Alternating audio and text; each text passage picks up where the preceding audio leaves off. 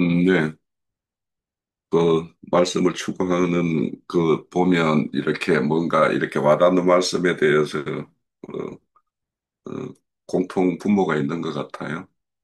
그래서 저도 이제 여기 여호와께서 캄캄한 데 계신다, 이 왜 캄캄한 데 계신다라고 했을까라는 걸 이제 좀 생각을 해봤어요. 그래서 실질적으로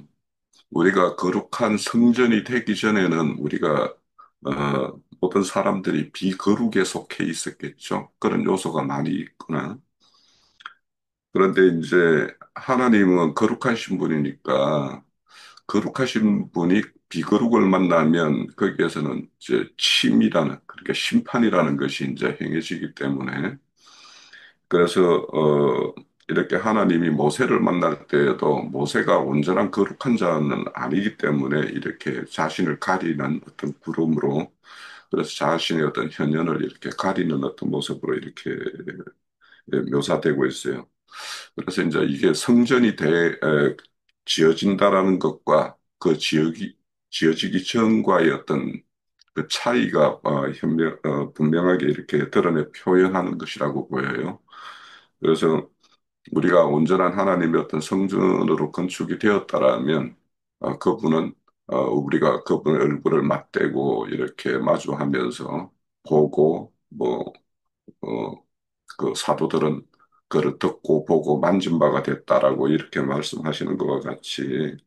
그래서 이런 어떤 성전이 되었다라는 것과 성전이 지어지기 전과의 어떤 그런 온전한 차이. 그래서 하나님은 이렇게 구름이나 이런 걸로 가리고 이렇게 드러나는 것은 심판보다는 그들에 대한 어떤 자비와 국률 이런 것을 먼저 앞세우시는 분이다라는 것을 우리가 이제 이런 걸 보고서도 좀 생각해 볼 수 있겠고 그래서 그분은 우리에게 어떤 구원이라는 것을 먼저 생각하시는 분이니까 자신의 영광을 온전히 이렇게 드러낼 수 있던 시점, 그런 시점이라는 것을 늘 이렇게 기대하고 기다린다라는 것을 이런 걸 통해서 좀 볼 수 있겠다 싶고요. 그거와 이제 연결시켜서 이제 저는 그 16절에 보면 그 내 이름을 둘 만한 집을 하기를 위하여 이렇게 말씀을 해요. 열왕기상 8장에는 내 이름이라는 말이 몇 구절에 등장을 해요. 29절에 보면은 내 이름이 거기 있으리라 이렇게 말하고 그 43절에 가면은 그들이 주의 이름을 알고 이렇게 표현을 해요. 그러면 이제 주의 이름이 거기에 성전에 두어지면 이제 에, 거기에는 하나님의 어떤 그런 영광, 또 하나님의 어떤 온전한 인격적인 어떤 모든 성품, 또 둔다라면 현재적으로 거기에 계신다라는 어떤 현존성, 뭐 이런 것들이 다 표현되는 그런 어떤 표현이라고 봐요. 그러면 이제 그 당시에 그 이스라엘의 어떤 그 민족이 하나님의 어떤 그 만남과 교제를 가지기 위해서는 이제 성전에 이렇게 성전으로 상징된 그곳에 가서 이렇게 하나님을 이렇게 아뢰고 배워야 되는데 오늘날 이제 이것을 우리에게 적용을 한다라면 우리가 그분의 어떤 몸된 성전을 이루고 있다라면 우리를 통해서 그분의 어떤 온전한 인격이나 그분의 어떤 영광이 잘 드러나고 이렇게 표현되는 그런 우리가 교회를 이루고 각자의 어떤 인생을 그렇게 경영하고 있는가 하는 것들을 한번 생각해 볼 필요가 있다. 우리가 이제 흔히 말로 어, 호랑이는 죽으면 가죽을 남기고 사람은 이름을 남긴다고 그러는데 우리의 어떤 역사 가운데도 뭐 이대한 그 역사적인 어떤 그런 내용에서 이제 이러하게 평가하는 그런 사람들은 보면 만약에 우리 이순신 같은 그런 분을 생각을 해보면은 불멸의 뭐 영웅 이순신 뭐 이렇게 이야기를 하잖아요. 그러니까 그만큼 뭔가 이름이라는 걸 남기는 그러니까 하나님의 이름을 더 높이는 어떤 그런 각자의 인생을 경영하는가 안 하는가 하는 것이 우리가 성전됨인가 아닌가라는 걸로 이렇게 판정이 될 거예요. 그래서 이렇게 이름이 둘만한 집으로 우리가 이렇게 각자가 이렇게 지어지고 건축되는가, 또 우리 각자가 모여서 한 교회를 그런 모양으로 이렇게 이루는가, 이런 것들은 참 잘 생각을 해볼 필요가 있겠다 싶고, 그리고 이제 그 다윗이 그렇게 짓기를 원했지만 그 다윗 시대는 짓지를 못하고 모든 준비는 이제 끝나고 준비는 마련되고 그 아들 대에서 이렇게 이어지는 어떤 것을 보면 이제 앞서서 이제 형제님들 다 증거를 주셨지만 이제 이거는 뭐 이렇게 솔로몬 성전이 이렇게 지어졌듯이 우리의 교회의 모습도 똑같을 거예요. 누구는 기초를 닦고, 누구는 거기에서 가지를 내고, 그 가지에서 열매가 이렇게 맺어지는. 그래서 저는 이제 이걸 보면서, 이제 유영재님도 언급을 하셨는데, 우리 각자의 어떤 인생 경영도 하나님과 우리를 이렇게 다투어져서 그렇게 치열하게 하나님과 뭔가 이런 어떤 그런 논쟁이 되고 막 뭔가 다툼이 되고 막 이랬던 어떤 시절이 있을 것이고 이제는 그런 것이 어느 정도 끝나서 이제는 하나님과의 어떤 그런 것들은 다 끝내고 이제 평안한 가운데 이렇게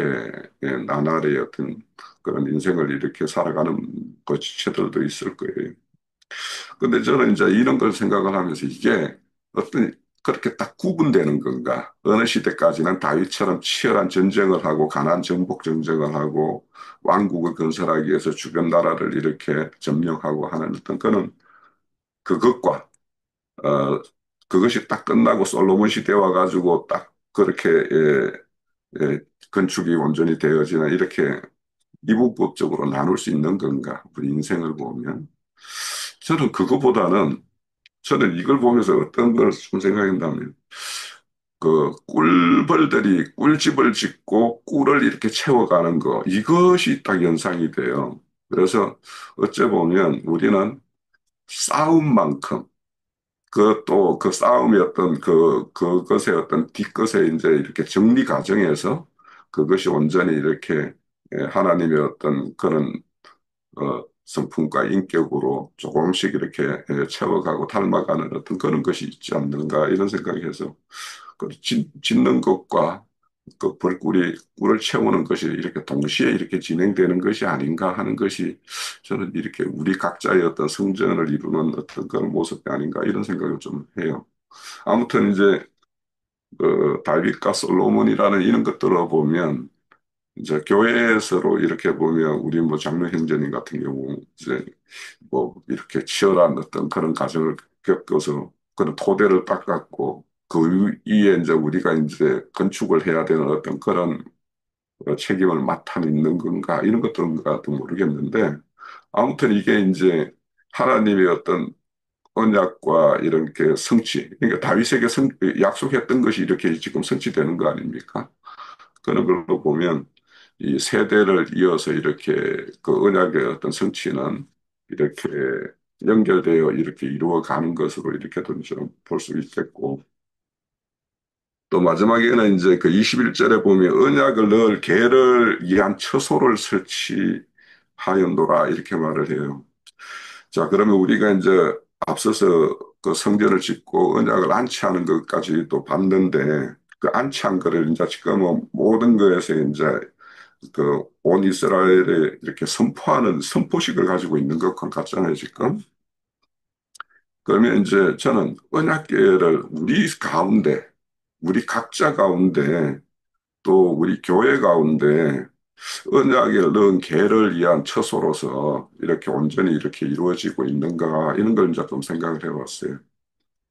그래서 그 언약궤는 이제 우리가 알다시피 거기에는 이제 세 가지가 들어있는데 그것들이 우리 각자에게 잘 이렇게 우리 교회 가운데 잘 이렇게 안치가 되어서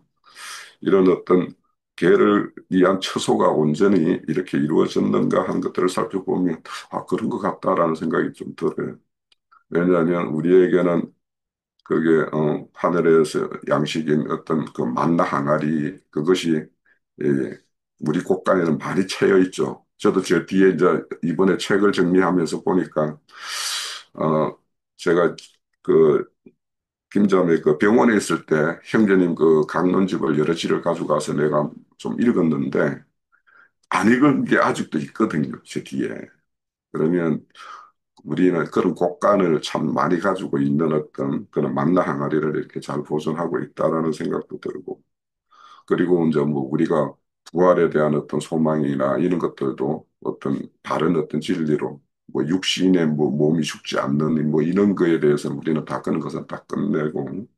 몸의 구속과 그 영의 몸을 입는 거에 대한 어떤 이런 것들도 다른 이해를 가지고 있고 또 그 부활이 있을 때 다음 시대 때 어떤 모양으로 이렇게 나타나는가 이런 것까지 이제 잘 이렇게 정리가 되어 있고 이런 것들로 봐도 그렇고 그리고 거기 이제 법계가 있는데 그것도 이제 그 어떤 그 하나님에 대한 법이죠. 그래서 하나님의 법이라는 것은 저는 이제 이렇게 생각을 해요. 우리가